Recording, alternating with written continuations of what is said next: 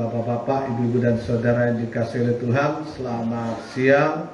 Salam damai sejahtera dalam kasih Tuhan Yesus Kristus bagi kita semua. Salam. Sekali lagi, salam. Saudara diberkati Tuhan. Amin. Haleluya.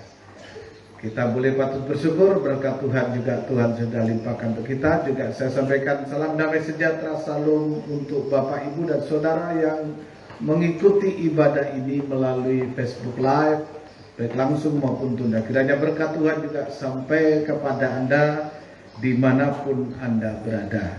Tuhan menolong dan memberkati kita sekalian. Kita akan kembali dalam berita firman Tuhan. Kita tinggalkan tema Natal yang sudah dimulai pada awal Desember 2024. Dan saya sudah selesaikan kemarin. Jadi selama Desember sampai Januari sampai Februari kita tetap berbicara tentang tema pergi ke Bethlehem, ya. Dan sekarang kita akan kembali dalam apa yang sudah saya sampaikan dalam berita firman Tuhan setiap hari Minggu.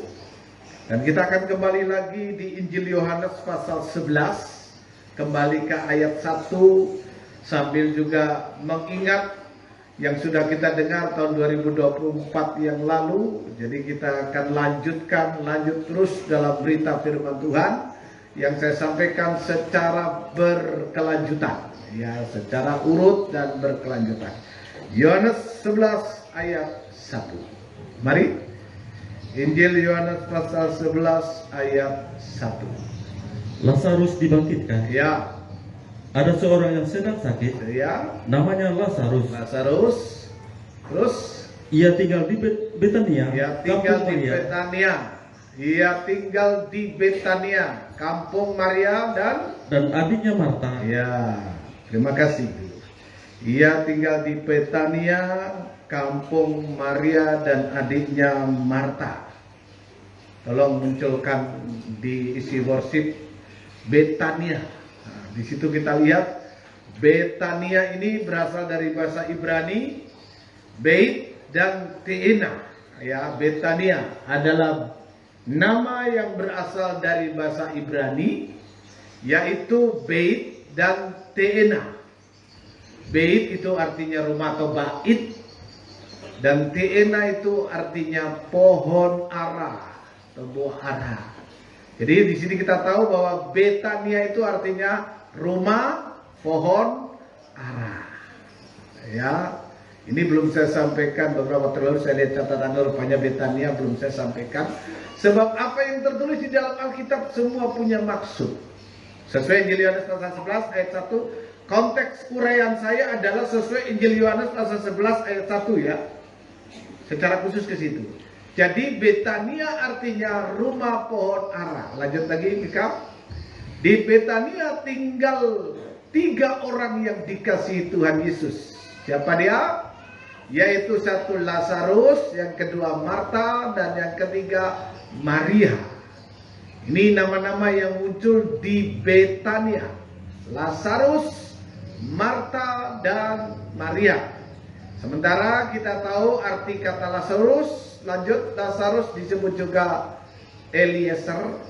Ya, nama lain Lazarus itu Eliezer. Lazarus itu bahasa Yunani, Eliezer bahasa Ibrani, yang artinya sama. Tuhan telah menolong. Ya, Lazarus itu sama dengan Eliezer. Karena di sana kan berlaku 2 bahasa waktu itu, bahasa Yunani dan bahasa Ibrani. Plus tambah lagi bahasa Romawi, ya.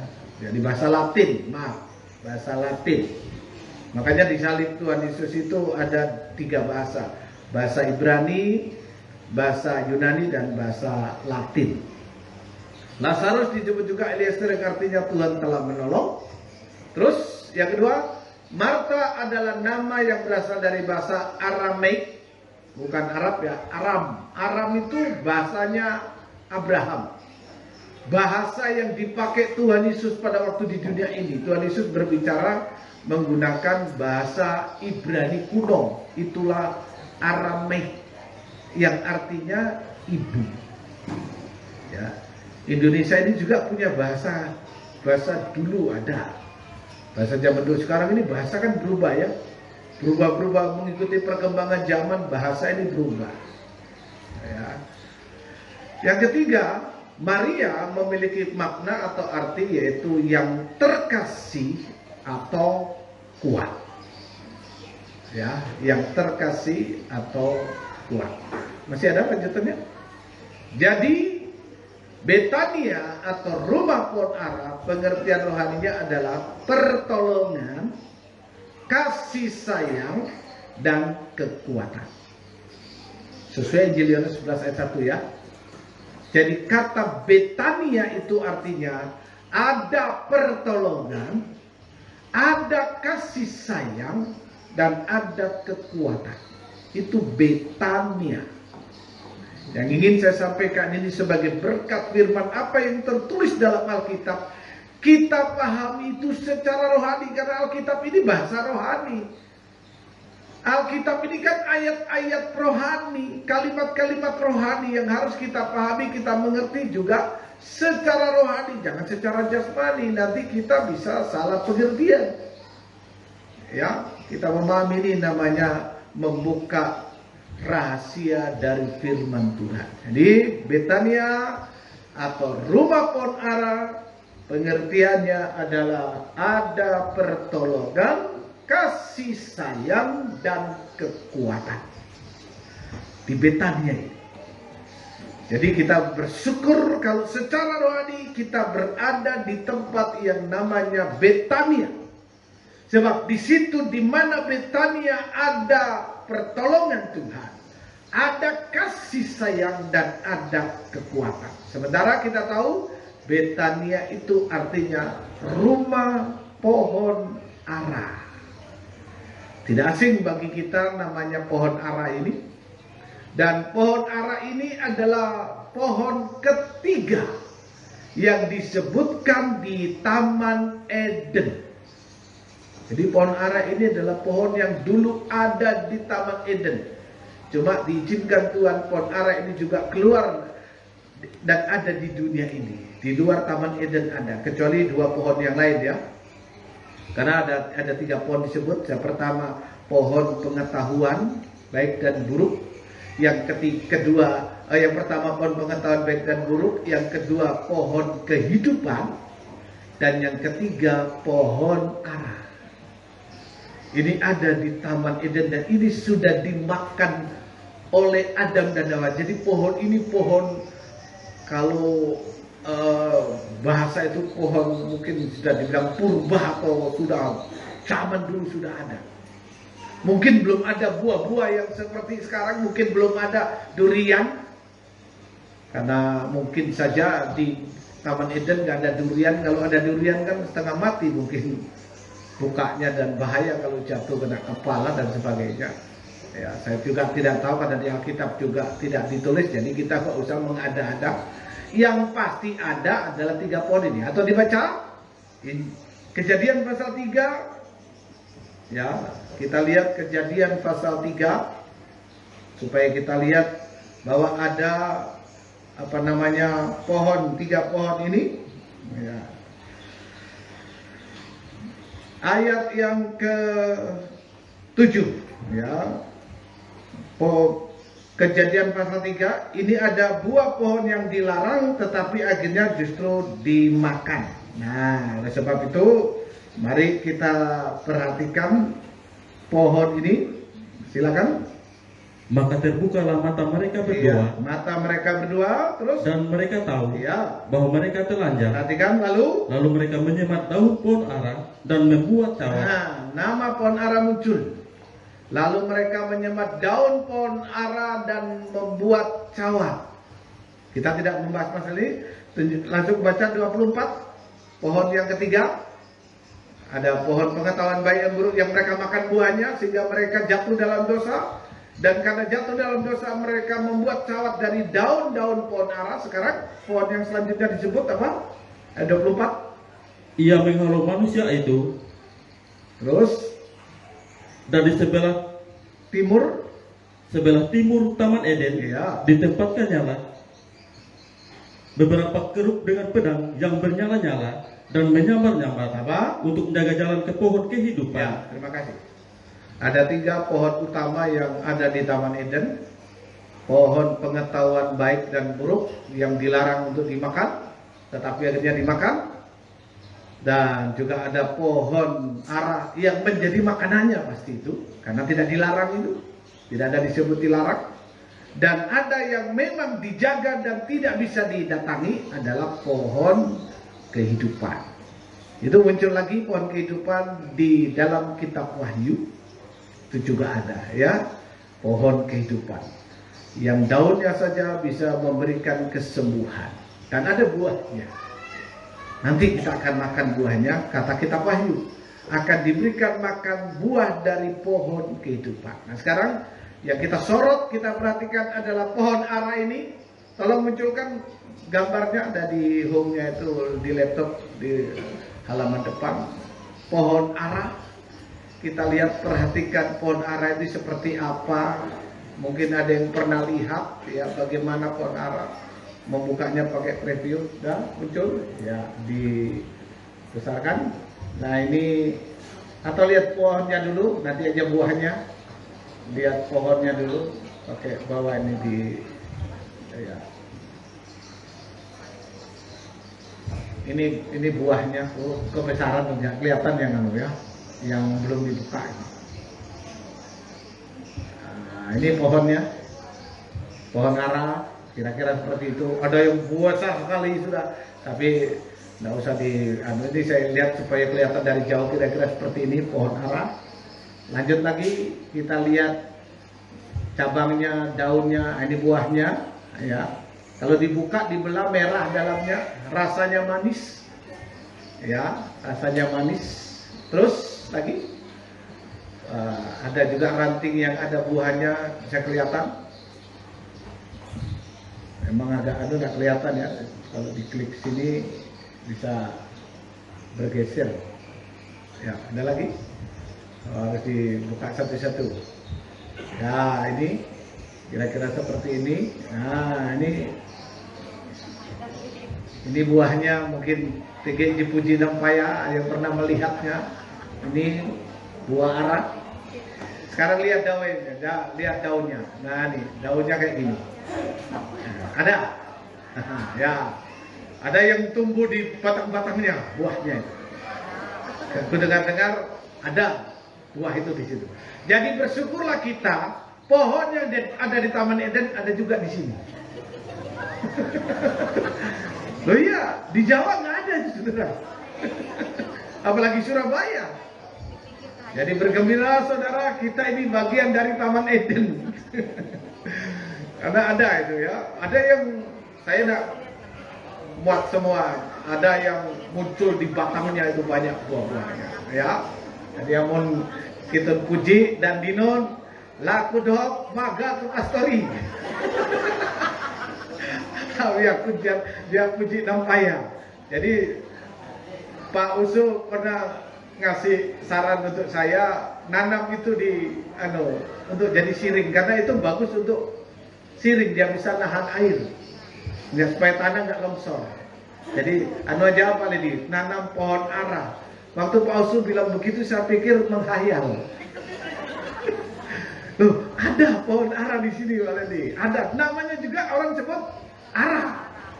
Betul deh.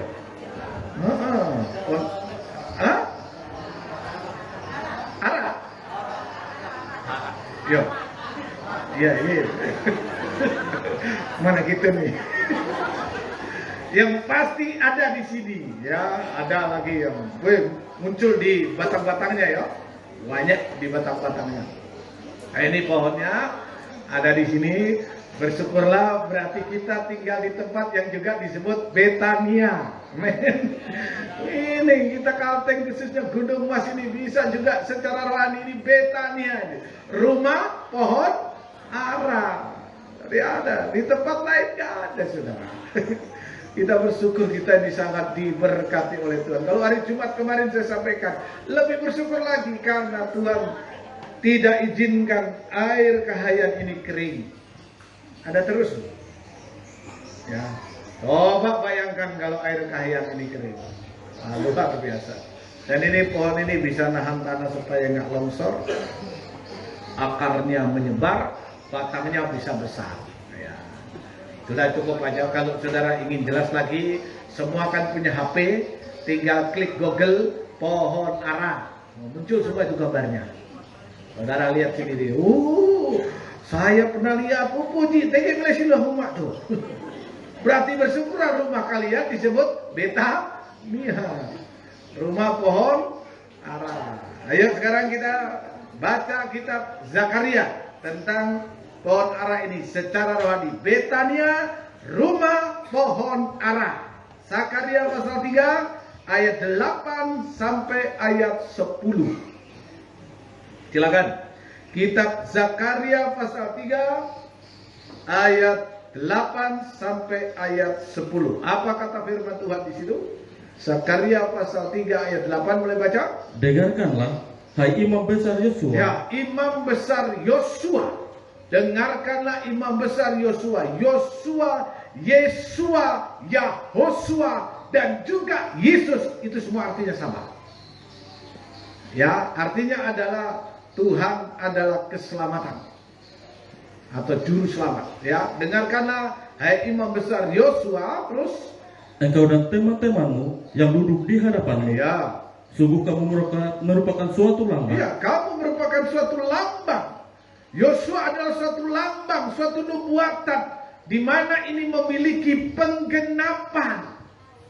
Lambang, kamu adalah suatu lambang. Apa itu?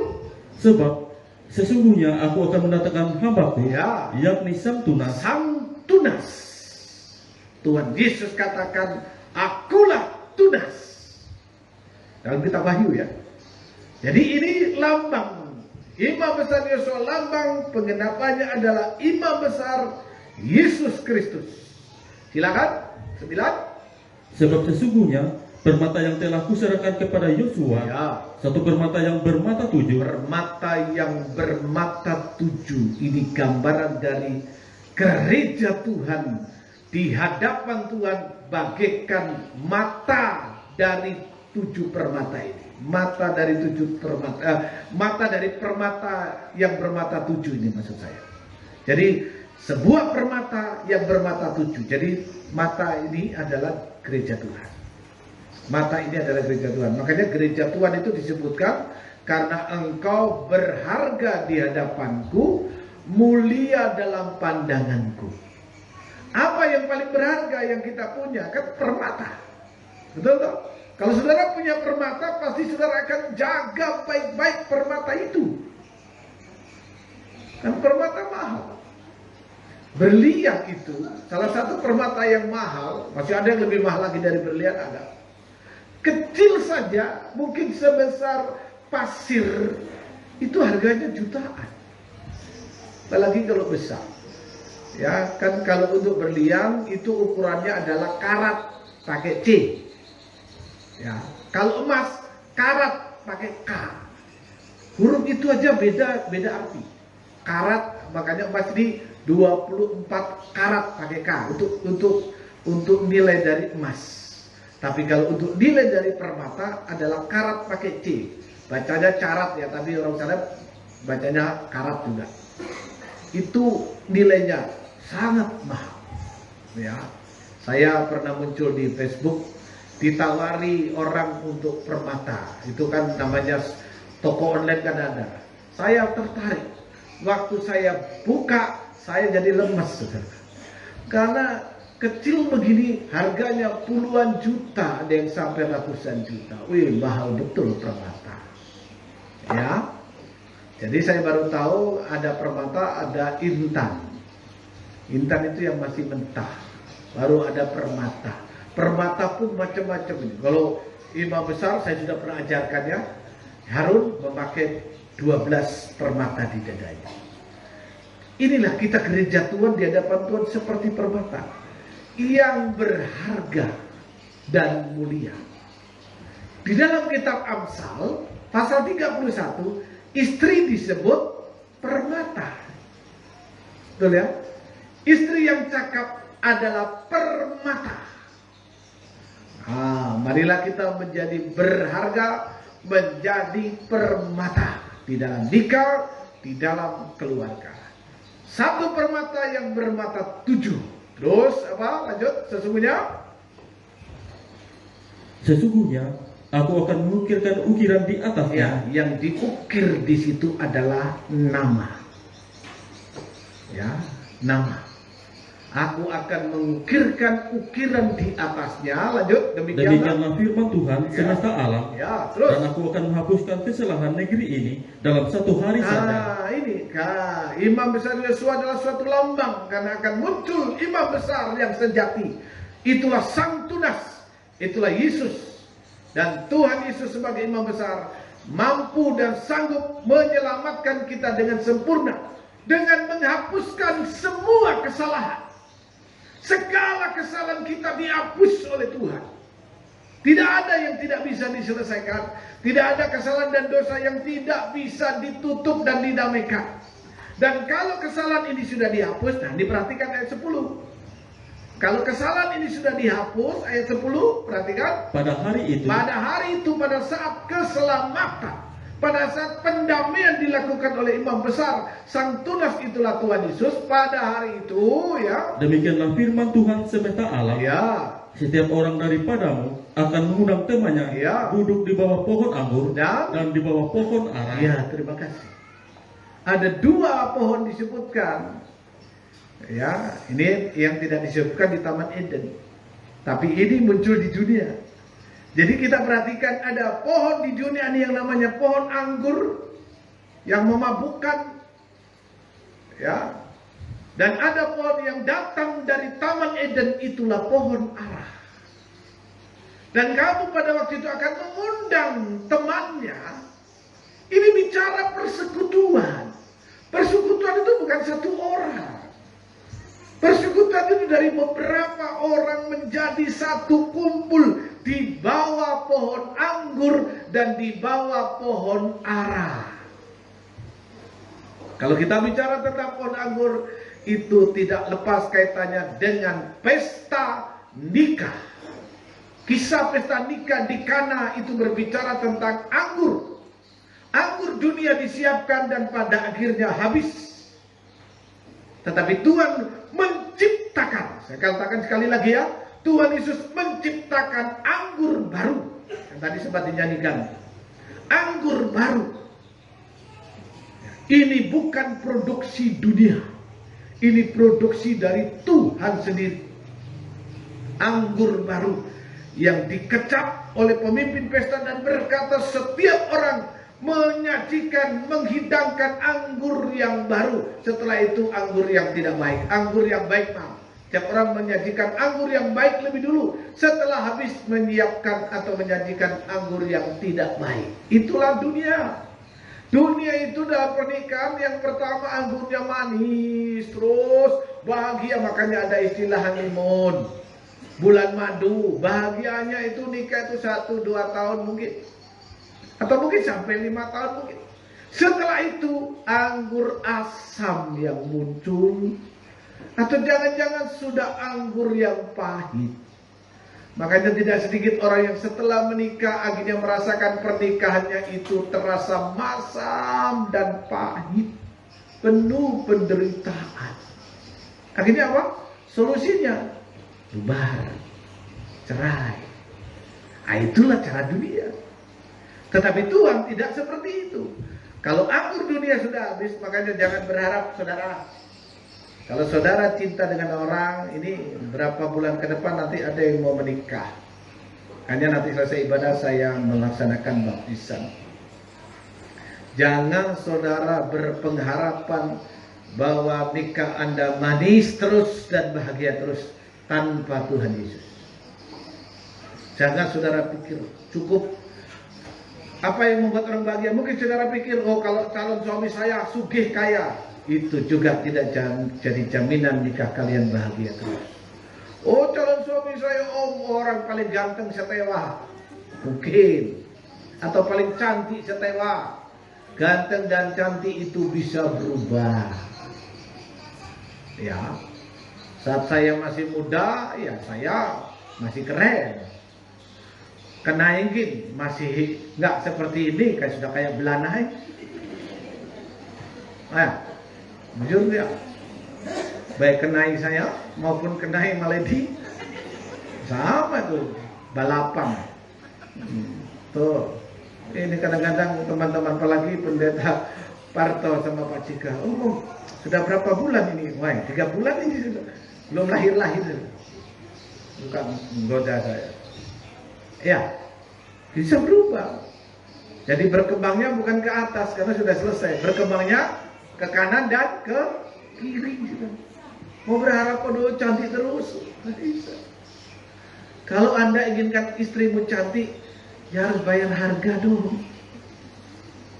Ya, istri dikasih jatah 1 hari 5.000 suruh tampil cantik. 5.000 akan milih kari balut, sayur, dan skincare. Aku tuh memang harus begitu. Suami ya bertanggung jawab, kalau ingin istrinya cantik ya biaya. Makanya ya pendeta mengatakan, saudara-saudara jangan punya istri cantik, terlalu mahal katanya. Karena kalau cantik itu nanti bisa berubah. Ya memang kita perlu cantik, itu yang penting adalah cantik secara rohani, inner beauty katanya. Ya, ini pohon anggur dan pohon ara. Saya tidak membahas pohon anggur karena ini ada 2 dan pohon muncul ini ya. Ada pohon anggur yang membawa sukacita kenikmatan secara rohani. Ada ayat mengatakan janganlah kamu mabuk oleh anggur karena anggur itu menimbulkan hawa nafsu. Ya, tetapi anggur yang rohani yang datang dari Tuhan tidak membuat orang dikuasai hawa nafsu. Tidak membuat orang itu membangkitkan hawa nafsu. Anggur dari Tuhan itu anggur yang baik, yang manis, yang membuat orang bahagia. Makanya ini penting. Tinggal di bawah pohon anggur ini secara rohani ya, dan juga di bawah pohon ara. Ini kita bahas. Pohon ara tadi saya katakan Betania. Rumah pohon ara adalah Betania, di mana di Betania ada Lazarus, ada Marta, dan ada Maria. Mari sekarang kita ke sana. Lazarus itu artinya adalah pertolongan dari Tuhan. Jadi pada saat kita tinggal di bawah pohon ara bagaikan tinggal di Betania. Di Betania, saudara, itu tempat yang bagus, tempat yang indah, karena di tempat itu ada pertolongan Tuhan. Ya, ada pertolongan Tuhan. Walaupun mereka menghadapi masalah, bahkan sampai Lazarus itu sakit serta akhirnya mati, tapi pertolongan Tuhan itu ada. Jangan sampai kita hidup jauh dari Tuhan, jauh dari Betania. Mari kita masuk ke tempat Betania ini. Pokok atau pohon ara. Ya, sudah kita lihat ini pohonnya manis rasanya. Ya, waktu saya ke Yerusalem pulang bawa oleh-oleh manisan buah ara ini. Ya, saya bagi-bagikan ke jemaat di Tumbang Miri. Itu kan saya masih di Tumbang Miri tahun 2013. Yang saya bawa, harus saya bawa adalah buah ara dan juga satu lagi kurma. Pohon buah kurma yang dari sana. Jadi buah ara yang pasti kami bawa, dan mereka semua mencicipi ya, karena tidak banyak, akhirnya sedikit-sedikit, yang penting merasa buah ara dari Timur Tengah sana. Kalau buah ara dari sini kan sudah pada tahu. Ya, mari kita ke sana. Pertolongan Tuhan, Ibrani 13 ayat 5 sampai ayat yang ke-6. Ini pertolongan Tuhan. Apa sih yang dimaksud pertolongan Tuhan? Ya, kita lihat di sini ya. Ibrani 13 mulai ayat 5 sampai ayat 6. Kita baca, silakan. Janganlah kamu menjadi hamba uang. Ya, jangan menjadi hamba uang. Dalam berita firman Tuhan ibadah PA, dosa akhir zaman, keadaan manusia pada waktu tengah malam atau puncaknya kegelapan adalah manusia akan mencintai dirinya sendiri dan menjadi hamba uang. Nah, firman Tuhan katakan, janganlah kamu menjadi hamba uang. Terus dan cukupkanlah dirimu dengan apa yang ada padamu. Ya, karena Allah telah berfirman, apa itu? Aku sekali-kali tidak akan membiarkan engkau, dan aku sekali-kali tidak akan meninggalkan engkau. Ya, Sebab itu dengan yakin kita dapat berkata, apa yang kita perlu katakan dengan keyakinan? Tuhan adalah penolongku. Tuhan adalah penolongku. Makanya disebut Tuhan pandohku, penolongku. Terus aku tidak akan takut. Ya. Apakah yang dapat dilakukan manusia terhadap aku? Nah, ini dimulai di sini. Munculkan kembali Mika ayat sebelumnya, ayat 5. Tuhan penolongku. Tuhan menolong bahkan sampai kebutuhan hidup kita.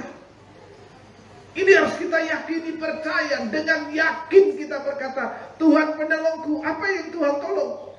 Ini loh. Janganlah kamu menjadi hamba uang. Banyak sekarang orang yang sudah hidup menjadi hamba uang. Ya, sekarang banyak di konten-konten kreator Facebook dibuat ilustrasi. Bagaimana cara kerja judi online, bagaimana cara penipuan melalui HP. Datang 200. Akhirnya mereka, kasih 500, tiba-tiba datang 1 juta. Akhirnya dia kumpulkan uangnya yang ada, dia lemparkan 100 juta. Nggak muncul kan? Hilang. Kan banyak video-video ilustrasi tentang itu. Ya, ngasih wadai 1 bungkus, tiba-tiba dilemparkan lagi kembali ke dia, jadi 2 bungkus. Jadi orang akhirnya berpikir bahwa ini cara enak untuk jadi kaya. Saya sampaikan kan beberapa waktu yang lalu, jangan sampai kita seperti itu memburu kekayaan. Ada ayat mengatakan kekayaan itu tiba-tiba punya sayap dan terbang. Karena kita buru, kita kejar. Ya, sama seperti saudara kalau ngejar ayam hutan atau burung, terbang, kita kejar, terbang, kita kejar, terus ke sana kita kejar. Saat kita menoleh ke belakang, kita sudah jauh dari rumah, kita sudah jauh dari Tuhan, kita sudah jauh dari keluarga, karena kita memburu kekayaan. Dan akhirnya kita tersesat di dalam hutan, kegelapan hutan, kegelapan dunia ini. Syukur kalau masih tahu jalan pulang. Banyak kali orang tidak tahu jalan pulang, akhirnya mati. Mati kenapa? Berita di sosial media, tidak sedikit yang orang gantung diri gara-gara judi online. Gara-gara penipuan-penipuan ini, sudah berapa orang yang gantung diri? Ya, ini terjadi. Dan Tuhan sudah kasih tahu, jangan kamu menjadi hamba uang. Bukan berarti kita tidak boleh kaya. Sekali lagi saya katakan, boleh. Tidak ada yang melarang kita menjadi kaya. Makanya sekali lagi saya katakan, seandainya ada di antara saudara yang tanya kepada saya, Pak Ledi mau kaya? Mau saya. Siapa yang tidak mau? Tetapi jangan sampai kekayaan itu memperbudak kita. Kita diperhamba oleh kekayaan sampai kita lupa dengan Tuhan, lupa dengan anak istri, lupa dengan keluarga. Ya, nah ini orang mengejar kekayaan. Makanya setiap kali saudara bekerja, jangan lupa berdoa. Saya secara pribadi mendoakan jemaat dalam pekerjaan, apalagi dalam ibadah. Doa berkat Tuhan, berkati nikah rumah tangga jemaat, berkati usaha pekerjaan mereka, berikan mereka keselamatan pada waktu bekerja. Jangan kerja sampai mati, gak ada gunanya saudara. Saudara, saya pernah kasih tahu, belum menyampaikan, saudara mati-matian bekerja, nyedot, dapat 1 on. Setelah dapat, tiba-tiba besoknya tertimbun mati. 1 on ini untuk siapa? Syukur-syukur kalau ada anak yang bisa menggunakan uang 1 on ini, emas 1 on ini. Kalau enggak, ya, Dan kalau mati, apakah saudara membawa kekayaan yang saudara kejar di dunia ini? Saudara hanya ditempatkan di dalam kotak yang ukurannya cuma tidak lebih lebar dari 1 meter. Nggak ada ya. Orang buat peti 1 meter nggak ada lebar. Kalau panjang, lebih. Ada yang pernah bikin peti mati yang lebarnya 1 meter? 1 meter kan segini loh. Panjang. Paling-paling berapa senti sesuai badannya. Terus ditanam tidak lebih dari 2 meter dalamnya. Ada yang 5 meter. Terus tanahnya juga nggak lebih, cuma berapa meter. Syukur-syukur saudara kita punya tanah kuburan yang saudara bisa ada keluarga yang meninggal dikubur di situ. Kalau di gurun tidak ada di sana gereja yang punya kuburan sendiri sekarang saya rasanya. Baik saudara GKE apa kan sudah pada penuh. Ataupun gereja lain termasuk GPT. Ya. Sana kalau kubur harus bayar. Berapa kemarin kakaknya Pak JK habis? Lebih 10 juta. Jadi mati pun juga pergumulan. Makanya kami dengan bapak-bapak ini memperjuangkan supaya meringankan beban saudara. Ya, kalau meninggal lebih dari 10 juta, coba. Apa enggak kalau nggak punya uang apa yang hidup nggak kacing kisut cari uang untuk ngubur, masuk ngubur aja bayar. Kalau mau keren lagi yang di sebelahnya itu kuburan di gurun, harganya nggak murah itu. Satu lubang kalau nggak salah 6 juta kan berapa itu kemarin itu? Hah? 12 juta. Makanya ada jemaat Pak Nani yang kubur situ langsung booking mungkin untuk 2 orang itu 25 atau 24. Ya, itu tanahnya aja itu. Di luar yang lain. Ya. Makanya inilah perjuangan yang kami perjuangkan untuk sidang jemaat. Ya. Semoga saudara mengerti atas semuanya. Kembali ke firman. Jangan menjadi hamba uang. Caranya apa? Jangan menjadi hamba uang. Cukupkanlah dirimu dengan apa yang ada padamu. Belajar untuk mengucap syukur. Ya, belajar mengucap syukur. Berapapun berkat yang saudara terima, kita belajar mengucap syukur. Pernahkah saudara setelah saudara jual, kalau saudara yang nyedot ya, jual emas, terus habis itu uang ini langsung didoakan, terima kasih Tuhan untuk berkatmu hari ini. Hah? Atau jangan-jangan belum sampai rumah uangnya sudah dibelikan yang lain-lain. Alangkah indahnya lagi kalau saudara sudah cair, sudah jual emas, terus habis itu datang panggil istrinya, ayo mah, panggilnya mah kah, yang kah, kok kah, terserah saudara, kas kah. Ayo berdoa kita, mengucap syukur, ini berkat Tuhan. Saudara, kalau saudara memulai itu dengan ucapan syukur, saya yakin Tuhan tidak akan tutup mata untuk saudara.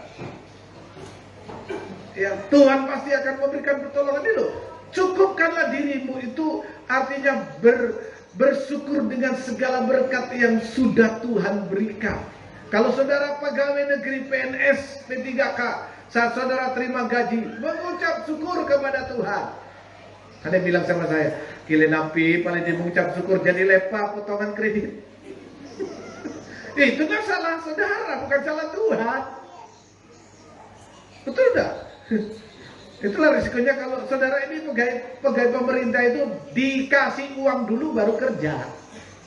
Nah kalau swasta kerja dulu baru dapat uang. Tanya sama Daud, betul? Apakah yang tukang potong rambut? Oh mak, tuh duit dulu ya. Karihi potong rambut. Pasti potong dulu. Setelah selesai bayar. Semua yang swasta gitu tuh. Begawe lu, bekerja dulu baru dapat uang. Kalau pegawai negeri enggak, oleh pemerintah dikasih uang dulu baru kerja. Itu pun kadang-kadang ini SK turun dulu, belum gaji, SK aja turun, sudah sekolah. Loh, saya tahunya ini kan Pak Jaya waktu pelantikan itu bilang, saudara-saudara, jangan nyekolahkan SK-nya untuk hal yang tidak penting. SK keluar sudah sekolah muncul untuk beli truk. Sudah DP-nya pakai SK, angsurannya lagi. Setelah itu nggak sesuai harapan. Truknya sering hambat, hasilnya nggak karuan, akhirnya jadi stres. Nah, kalau sudah stres apa? Jangan-jangan bunuh diri. Ada yang gantung diri. Ini saya bilang ke pemuda remaja kemarin, kalian jangan stres-stres ya. Kalau kalian ini punya masalah, berdoa atau curhat sama teman yang takut akan Tuhan, atau minta doa sama om tante di sini. Karena saya baru dengar cerita di Tewa ini. Ada pemudi, ada anak remaja, tapi bukan jemaat sini ya, kalau jemaat sini pasti tahu. Karena dilarang bapaknya pacaran, akhirnya dia minum rondap. Karena rondap itu tidak enak rasanya dan baunya menyengat, dicampur boba. Ayo, ada yang berencana minum rondap campur boba? Atau dikasih perasan jeruk nipis supaya harum? Memang dia nggak mati karena di dalam boba itu kan mengandung susu. Susu itu kan menetralisir racun, tapi racun rondap itu masuk ke ginjal, ke liver. Dia nggak mati tapi sakit. Akhirnya apa? Penyakit itu menggerogoti ginjalnya. Racun itu. Ya, nggak ada masalah yang nggak bisa selesai. Apalagi cuma dilarang pacaran. Nggak tahu cara ngelarangnya bapaknya di kayak apa sampai dia stres. Dilarang pacaran. Makanya ya serba susah ya kita orang tua ya. Ngelarang pacaran anak stres. Nggak dilarang pacaran terus lupa sekolah. Ya, pemuda remaja, kalian yang menentukan masa depan hidupmu. Orang tua berjuang untuk hidupmu. Jangan sia-siakan perjuangan orang tuamu. Tuhan memberkati perjuanganmu. Ya, karena emas setiap tahun semakin berkurang. Saya minta anak-anak cukup orang tua yang berjuang banting tulang nyedot. Jangan ada yang bercita-cita jadi tukang sedot. Saya tidak meremehkan tukang sedot ya. Saya tidak. Jangan salah paham. Kalau tidak percaya saudara, lihat tempat-tempat orang nyedot di sekitar.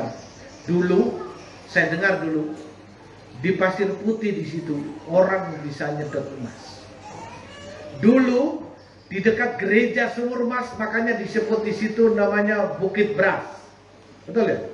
Bukit Behas. Sekarang, apakah Bukit Beras itu bisa memberikan beras? Semua sudah mulai habis. Ya. Jadi kita harus berpikir betul. Itu sebabnya setiap berkat yang saudara terima, apalagi saudara capek, saya tahu perjuangan orang nyedot itu. Gak enak-enak. Nyawa loh taruhannya. Ada yang tertimbun sampai sekarang loh, belum ketemu ya di atas sana. Langsung mati di dalam. Ada yang pohon tiba-tiba ketimpa orang itu, monyet mati. Makanya ibu-ibu kalau suaminya kerja nyedot itu, doakan suamimu itu. Jangan hajak itu yang bulik imbit karet mas, pulang oyang cair yang. Tapi istrinya nggak berdoa. Jam-jam ibadah dibuka di sini, Minggu gereja dibuka, Rabu gereja dibuka, Jumat gereja dibuka. Ibu-ibu datang, doakan suamimu.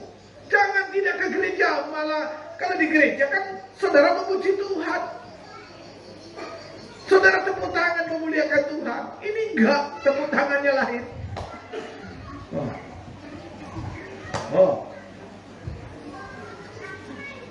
Suaminya mati-matian sampai pekancut aja kerja.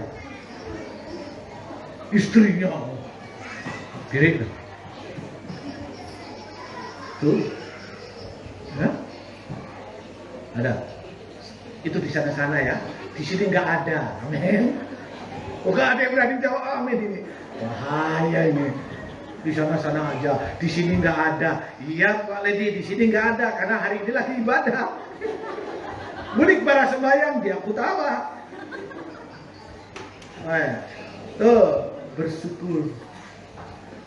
Ya, nih bersyukur. Karena Tuhan berkata dalam firman-Nya, aku sekali-kali tidak akan membiarkan engkau, aku sekali-kali tidak meninggalkan engkau. Tambah lagi, Mazmur 18 ayat 7. Hidup pertolongan. Ini kata pemazmur, Mazmur 18 ayat 7. Apa kata pemazmur?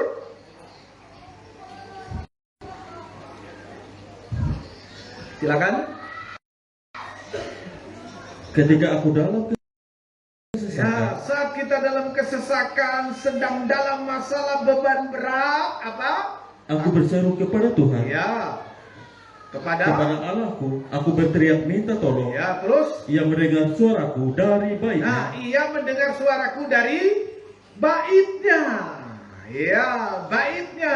Betania itu bait tena. Nah, kalau bahasa sini bait tena. Tuh. Terus teriakku minta tolong kepadanya sampai ke telinganya. Ya, terima kasih. Di mana kita berteriak? Di mana kita berseru? Di dalam bait.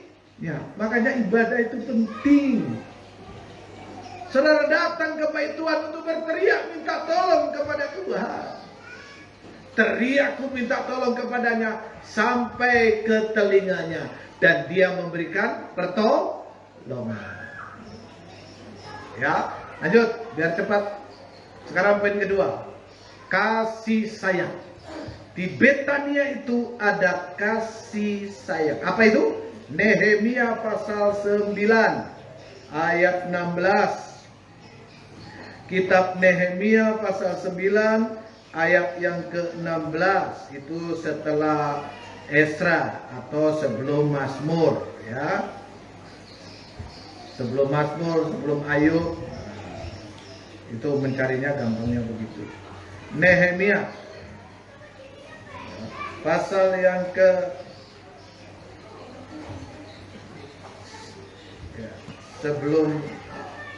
setelah Esra, ya, atau sebelum Esther, kitab Esther. Nehemia 9 ayat 16 sudah muncul sampai ayat 21. Agak panjang ini, baca saja. Nehemia 9 ayat 16, silakan. Tetapi mereka, nenek moyang kami itu, Iya. bertindak angkuh dan Iya. bersih tegang leher. Iya, nenek moyang kami ini bertindak angkuh dan bersih tegang leher dan tidak patuh kepada perintah-perintahmu. ya, 17. Mereka menolak untuk patuh dan tidak mengingat perbuatan-perbuatan yang ajaib Ya. yang telah kau buat di antara mereka. Ya, terus. Mereka bersih tegang leher, malah berkeras kepala. Iya, malah keras kepala. Ini bangsa Israel. Bersih tegang leher dan keras kepala. Ayat yang mengatakan begini. Kamu itu keras kepala dan kepala batu. Nah, itu ya. Keras kepala dan kepala batu. Nah, ini. Terus lanjut. Untuk kembali ke perbudakan di Mesir. Iya, malah mau balik lagi ke Mesir. Sudah dilepaskan dari perbudakan, malah mau minta kembali ke Mesir. Tetapi engkaulah Allah Ya. yang sudi mengampuni. Nah, ini kita bicara tentang kasih sayang. Kasih sayang Tuhan dinyatakan dengan engkau sudi. Sudi. Ya, kalau ada orang berbuat salah sama kita terus minta maaf, dia bilang tak sudi aku. Nah, itu berarti menolak. Tapi Tuhan katakan engkau sudi mengampuni, terus yang pengasih dan penyayang, ya, yang panjang sabar dan berlimpah kasih setianya. ya, Engkau tidak meninggalkan mereka. tidak ditinggalkan. Lanjut, apa lagi? Bahkan ketika mereka membuat anak lembu tuangan dan berkata, inilah Allahmu yang menuntut engkau keluar dari Mesir, Ya, dan berbuat nista yang besar. ya, terus Engkau tidak meninggalkan mereka di padang gurun. iya, tidak meninggalkan mereka di padang gurun. Karena apa? Karena kasih sayangmu yang besar. Ya, karena kasih sayang Tuhan yang besar. Tuhan tidak membiarkan, Tuhan tetap mengampuni. Kasih sayangmu yang besar, dan kasih sayang besar juga ditunjukkan lewat apa? Lanjut. tiang awan tidak berpindah dari atas mereka Dan pada siang hari ya, untuk memimpin mereka pada perjalanan. terus begitu Begitu juga tiang api pada malam hari Iya. untuk menerangi jalan mereka lalui. Ini bukti kasih sayang Tuhan. Kalau Tuhan tidak kasih sayang kepada mereka, tidak ada kasih sayang, ditinggal. Siapa sanggup berjalan malam hari tanpa tiang api? Siapa yang sanggup berjalan siang hari tanpa tiang awan? Tiang awan kan melindungi mereka dari panas terik. Di padang gurun itu saudara, kalau siang itu panasnya itu 40 derajat lebih. Ya, kami waktu turun dari bandara ke daerah Qatar ya, itu di bandara itu dinginnya luar biasa. Itu belum tengah hari, malam di Doha. Waktu kami sampai di Nazaret, kalau nggak salah kami tinggal penginapan di Nazaret. Jarak dari tempat lobi itu seperti di depan gereja sana, lobinya itu di belakang. Hampir nggak sanggup saya tembus ke belakang, saking dinginnya, karena jaket tidak saya pakai, saya masukkan koper. Sudah gemetar gitu. Kalau malam itu dinginnya luar biasa, makanya butuh tiang api untuk menghangatkan. Kalau siang panasnya luar biasa, padang gurun itu gitu. Kalau siang panas sekali, 40 derajat lebih. Kalau malam dingin sekali. Ini kan cuacanya ekstrim. Makanya para orang-orang yang berangkat haji tidak sedikit yang meninggal karena dehidrasi dan kepanasan. Kita di Indonesia memang negara tropis, tapi tidak sepanas di sana kalau siang, dan tidak sedingin di sana kalau malam. Itu kan nggak sanggup. Tiba-tiba panas, tiba-tiba dingin. Tuhan memberikan tiang awan dan tiang api. Ini bukti kasih sayang Tuhan. Ada perlindungan. Ya, Betania ada kasih sayang Tuhan. Perlindungan. Terus ayat yang ke-20, 20. dan Engkau memberikan kepada mereka Ya. roh-Mu yang baik. Roh-Mu yang baik, ini kasih sayang Tuhan. Begitu kasih sayangnya Tuhan kepada bangsa Israel, Tuhan memberikan roh yang baik untuk apa? Untuk mengajar mereka. Roh mengajar kita. Terus Juga manamu tidak kau tahan dari mulut mereka, dan Engkau memberikan air kepada mereka untuk melepaskan dahaga. Ya, dikasih mana, dikasih daging burung puyuh, dikasih air yang keluar dari batu karang, batu yang keras. Tuhan kasih minum. 21. 40 tahun lamanya Engkau memberikan mereka makan di padang gurun. Terus Mereka tidak berkekurangan. ini kasih sayang Tuhan. Kasih sayang Tuhan membuat mereka tidak kekurangan, apalagi Pakaian mereka tidak rusak, tidak rusak, dan kaki mereka tidak bengkak. ya, terima kasih. Coba saudara, ya, kita jalan saja dari sini ke Palangkaraya, naik motor, naik mobil, kaki sudah bisa bengkak. Saudara. Maner bahasa Inggrisnya. Ya, ini jalan kaki 40 tahun, putar-putar. Ada yang mengatakan kasutnya pun tidak rusak. Kasut itu sepatunya itu nggak rusak. Coba sepatu kita ini, aduh, padahal cuma dipakai gini aja bisa mengap, harus perlu dijahit. Pakaian loh, mereka tidak kekurangan pakaian, mereka tidak rusak. Coba citik, pakai CTI baju, nggak rusak. Coba saudara ibadah itu pakai itu terus, lah nanti kan COVID bajunya. Sudah rusak.